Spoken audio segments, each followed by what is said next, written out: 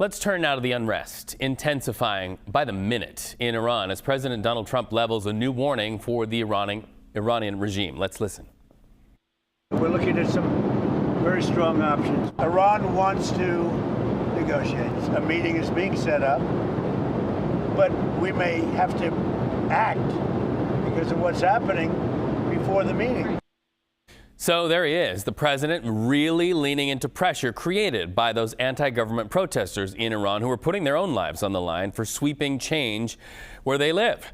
A Washington, D.C. based human rights activist news agency says as of Sunday, at least 544 protesters have been killed in Iran. Alex Vatanka is a senior fellow at the Middle East Institute, joining us now live. Alex, good to have you with us. The president talks about this and saying that they're setting up meetings, but he also sort of reserves the right to act first. Your reaction to that? Look, I think, if you're an Iranian opposition movement right now, if you're one of those protesters, you wanted to get a bit more clarity, I guess, in terms of what the United States could do to help that movement, if anything, frankly.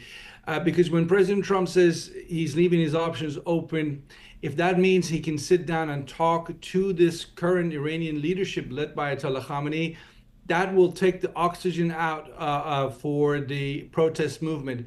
But, the other way of looking at it is that the president knows this is a huge undertaking. He's not going to walk into something this big in a large Middle Eastern country, intervene without thinking through his options. So you could put down the fact that what he's saying is a reflection that he needs time, his team, they need time to think about the options, the ramifications, depending on what happens. And I'm sure there is a debate of sorts between the so-called MAGA crowd, the ones who've always wanted to stay out of the Middle East, versus the likes of Marco Rubio and Senator Graham, who are saying, listen, President Trump, this is the moment for you to act if you want to be the Ronald Reagan of your time. Well, and then, of course, a lot of people draw a straight through line from the Iranian regime into opposition against Israel and funding organizations that target Israel. What is their interest here?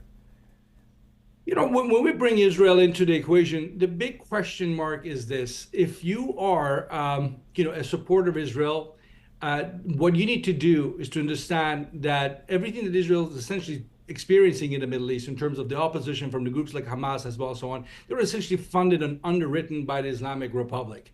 Now, if you have no longer an Islamic Republic in existence, things will be that much better in terms of Israel's security and perhaps even creating conditions for, and this might be something that obviously we can debate, but the conditions for a political settlement when it comes to the Arab-Israeli conflict. Because Iran for so long has been the one big entity that doesn't believe in a political solution, thinks Israel only understands the language of force.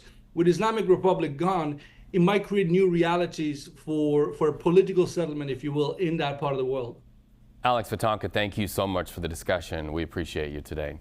So let's go live to the White House and CBS News' Aaron Navarro. So Aaron, what action, as the president says he could take, could be feasibly taken in the days ahead?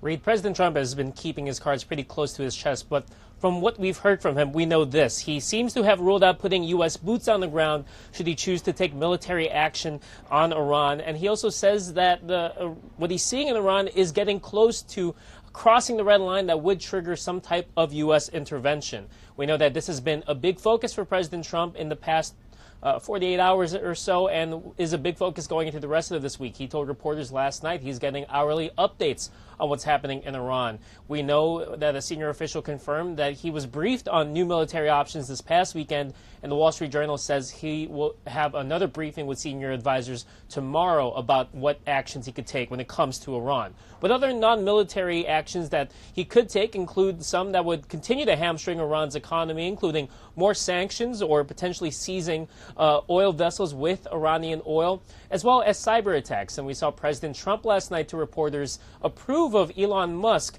making Starlink available, or at least trying to make it available to protesters on the ground in Iran who have been kind of blocked from accessing the internet. Now, I want to caveat all of this just to say that as of now, there have been no movements in the U.S. military to suggest any type of strike is imminent, but President Trump has made clear that that is an option on the table that he is looking at.